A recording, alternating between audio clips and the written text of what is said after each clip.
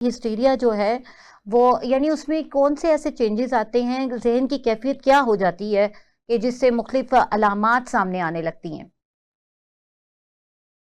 सबसे पहले अगर हम हिस्टेरिया की बात करें कि हिस्टेरिया एक्चुअली होता क्या है, इसमें बेसिकली एक न्यूरोलॉजिकल डिसऑर्डर है जिसमें एक पर्सन जो होता है वो बहुत डिफरेंस, क्योंकि इसमें क्या होता है, ये एक्चुअली ज़हनी बीमारी होती है और लोग इसको जिस्मानी बीमारी के साथ बहुत ज़्यादा रिलेट करना शुरू कर देते हैं, क्योंकि इसमें हमें जो है फिजिकल साइंस सिम्पटम्स आ रही होती हैं, जिसकी वजह से कोई भी जो इंसान होता है वो जब किसी डॉक्टर के पास जाता है तो उसको वो जब रिपोर्ट्स करवाता है या कुछ ऐसी चीजें करवाता है अपने इसको चेक करवाने के लिए, तो वहां उन्हें कुछ भी नहीं मिलता, जिसकी वजह से वो इस तरह बहुत सारे वहम का शिकार हो जाते हैं कि एक्चुअली मसला किधर है। तो वो किसी फिजिकल डॉक्टर के पास जाते हैं। इसमें आपको बहुत डिफरेंट डिफरेंट तरह के जो साइंस सिम्टम्स आ रहे होते हैं कि आपकी जो फॉर एग्जाम्पल आपकी जो चाल है वो काफी ज्यादा सुस्त हो जाती है या आपसे बिल्कुल ही चला ही नहीं जाता, या आप बहुत ज्यादा प्रेशर फील करते हो, या आपको जो बजाहिर जो आप कोई चीज देख रहे हो वो आपको काफी धुंधली नजर आती है, या इसमें अंधापन का भी शिकार होने के भी चांसेस होते हैं। इसमें फालिज भी आपको हो सकता है या बहुत से लोगों को फालिज भी होता है। इसके साथ साथ अगर बात करें तो इसमें फिट्स बहुत ज्यादा होते हैं, फिट्स बहुत ज्यादा होते हैं, बेहोशी के भी एपिसोड्स आते हैं, आपको डिफरेंट डिफरेंट जो फिजिकल सिम्टम्स है वो आ रही होती है। लेकिन यहाँ बात बेसिकली जो मकसद है हमारा करने का कि जो जिहनी बीमारी से आने वाले हमारे जो जिस्मानी सिम्टम्स हैं उसकी वजह से लोगों को ये बहुत ज्यादा मिसअंडरस्टैंडिंग होगी हुई है कि शायद ये एक जिस्मानी बीमारी है, लेकिन जो कन्वर्जन डिसऑर्डर है जो कि अब कन्वर्जन डिसऑर्डर के नाम से पहचाना जाता है हिस्टेरिया। हिस्टेरिया एक इस पुराना नाम था जब बहुत से लोगों को इतना नो हाउ नहीं था कि एक्चुअली में ये होता क्या है। अब इन लोगों ने कन्वर्जन डिसऑर्डर इसलिए रखा है क्योंकि ये आपकी जिहनी बीमारी से आपकी जिस्मानी बीमारी में कन्वर्ट होता है, तो इस वजह से इसका नाम कन्वर्जन डिसऑर्डर रखा गया है और जिसको हम हिस्टेरिया भी बोलते हैं। हिस्टेरिया एक चूंकि पुराना एक टर्म है जिसकी वजह से, लेकिन आजकल जो लोग हैं वो ज्यादा इसको कन्वर्जन डिसऑर्डर के नाम से जानते जी, हैं। तो बेहतरीन हो इसमें गया। बहुत सारे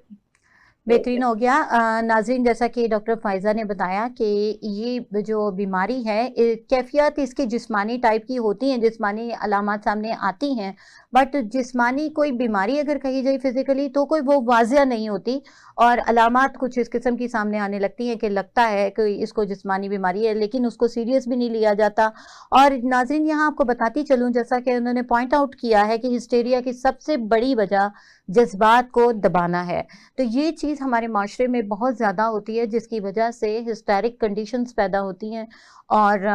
कन्वर्जन डिसऑर्डर हमारे सामने आता है। तो मैं चाहूँगी इस पे मज़ीद और बात करेंगे डॉक्टर फ़ायज़ा आपके साथ, और अभी डॉक्टर महविश आप मज़ीद इसको बताइए कि हिस्टेरिया का जो मरीज़ होता है उसमें कौन-कौन सी अलामात सामने आती हैं कि जिससे हम देख के ये डायग्नोज़ कर सकते हैं कि ये हिस्टेरिया का पर्सन है? इसमें जो हम बात करेंगे कि जैसे आजकल जो हमारे माशरे में चल रहा है, जैसे कि आप लोग सब जानते हैं, सास बहू की लड़ाई।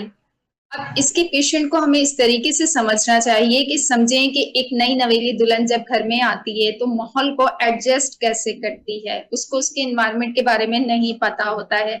अब एक न्यू फैमिली से आना, उसमें एडजस्ट होना, मैं आपको सिंपल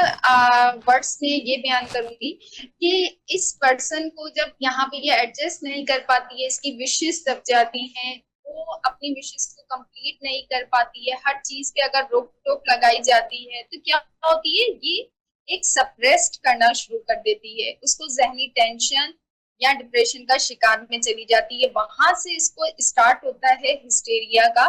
मर्ज। अब अपनी विशेष इसकी जब दब जाएंगी तो ये एंजाइटी भी होगी, डिप्रेशन भी होगी, सैडनेस भी होगी, और टॉक्सिसिटी ज्यादा होने की वजह से इसको ये मर्ज मुब्तला हो जाएगा। अच्छा, यहाँ से एक बात डॉक्टर महविश, Yes, यहाँ ma'am. मैं चाहूंगी कि होम्योपैथी के हवाले से, चूंकि आप लेक्चरर भी हैं, मैं चाहूंगी कि आप होम्योपैथिक मेडिसिन का बताएं कि जैसे सुप्रेस हो जाती हैं जहाँ पर ये तमाम जो ख्वाहिशात हैं, जो सोचें हैं इंसान की, तो फिर वहां पर हमारी कौन सी Yes. होम्योपैथिक मेडिसिन काम करती है? मैम, हम पहले कोई भी पेशेंट अगर लेडी सपोज हमारे पास आ रही है और वो तमाम अपने साइन ऑफ सिम्टम्स हमें देख रही है और हिस्टेरिया की पेशेंट आ रही है, तो सबसे पहले तो उसकी तमाम हिस्ट्री हमने लेनी है। फिर उसके बिहाफ पे उसके जो सिम्टम्स आ रहे होंगे, उसका कॉन्स्टिट्यूशन कैसा है, उसकी अलामात कौन सी आ रही है, उसके बिहाफ पे ही हम उसको ट्रीटमेंट करेंगे, क्योंकि होम्योपैथी जो है साइन ऑफ सिम्टम्स पे चलती है और किसी भी पर्सन की हम स्पेसिफिक मेडिसिन नहीं करते हैं। मैं होम्योपैथी के हवाले से जो यहाँ पे मेडिसिन रिकमेंड करूंगी, कैमोमाइला का मिजाज है तो वो अलग है, बेलाडोना के हिसाब से हम बात करते हैं तो उसका टेम्परामेंट अलग है। हम इग्नेशिया मारा का यूज करते हैं तो यहाँ पे बेहतरीन दवाई है। हम यहाँ पे पल्सर टीला का यूज भी कर सकते हैं, depend on the patient symptoms कि उसके साइन ऑफ सिम्टम्स क्या रहे हैं, क्योंकि कुछ पर्सनैलिटीज ऐसी होती हैं कि वो अपने गम को, अपने खौफ को शेयरिंग कर लेती हैं अपने पार्टनर के साथ, अपनी फ्रेंड्स के साथ, लेकिन कुछ पर्सनैलिटीज ऐसी होती हैं कि वो वीपिंग करती हैं और कुछ ऐसी होती हैं कि जो एक्सपोज ही नहीं कर पाती हैं। वो अंदर क्या होती है कि दबाव होता है, उन्हें स्ट्रेस लेवल उनका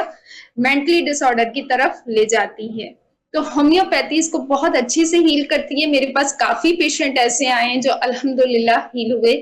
और माशाल्लाह बहुत अच्छा उनका रिजल्ट रहा। Very nice. और यहाँ पर थोड़ा सा एडिशन करती चलूँ कि जैसा कि डॉक्टर साहिबा ने बताया बहुत ही बेहतरीन अंदाज में कि हर सिम्टम की एक अलग मेडिसिन होती है, इंडिविजुअल बेसिस पे हमारी होम्योपैथी डील करती है तमाम किस्म के अमराज को,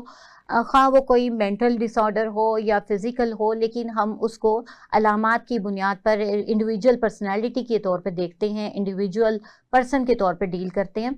तो उसमें जैसा कि अभी बात हुई कि सप्रेस हो जाना, अब सप्रेस जब किसी के इमोशंस जो हैं वो सप्रेस हो जाते हैं तो उसमें बहुत सारी मेडिसिन होती हैं, जिनमें चंद एक का जिक्र करना मैं चाहूँगी, जिसमें स्टाफी सैगेरिया हमारी मेडिसिन बहुत ही बेहतरीन है और इसके अलावा कोनियम हमारी मेडिसिन बहुत अच्छी है, लेकिन डिपेंड करता है कि किस एज में और किस सर्कमस्टांसिस में रहते हुए जो है वो प्रॉब्लम फेस कर रहा है पेशेंट। और इसी तरह से आप मज़ीद जिस तरह से मैं सुनती हूँ, देखती हूँ कि बहुत सारे केसेस ऐसे होते हैं कि हिस्टेरिया के पेशेंट्स में आवाज़ अचानक बंद हो जाती है, और अभी जैसे डॉक्टर फायज़ा ने बताया कि सीजर्स की कंडीशन भी होती है, झटके लगने शुरू हो जाते हैं। तो डॉक्टर महविश, इस सिलसिले में हमारी कौन सी मेडिसिन है जो अगर पेशेंट इस किस्म की कंडीशन में आता है तो कोई top of the list remedies जो हमारे स्टूडेंट्स सुन रहे होते हैं, जो जूनियर डॉक्टर्स सुन रहे होते हैं, उनको गाइड कर सकें? मैम हिस्टीरिया के लिए अगर किसी पेशेंट को इस तरह के फिट्स आने लग जाएंगे, पेशेंट जब हमारे पास आएगा तो बास्ट टाइम ऐसी कैफियत में आता है कि वो अपनी डिजीज को डिस्क्राइब नहीं कर सकता, तो हम उसके अटेंडेंट से मालूमात करते हैं, सारी इंफॉर्मेशन लेते हैं। अब डिपेंड ऑन द कंडीशन के पेशेंट को फिट्स आ रहे हैं, मिर्गी के दौरे आ रहे हैं या हिस्टीरिया अटैक्स आ रहे हैं, पहले तो इसमें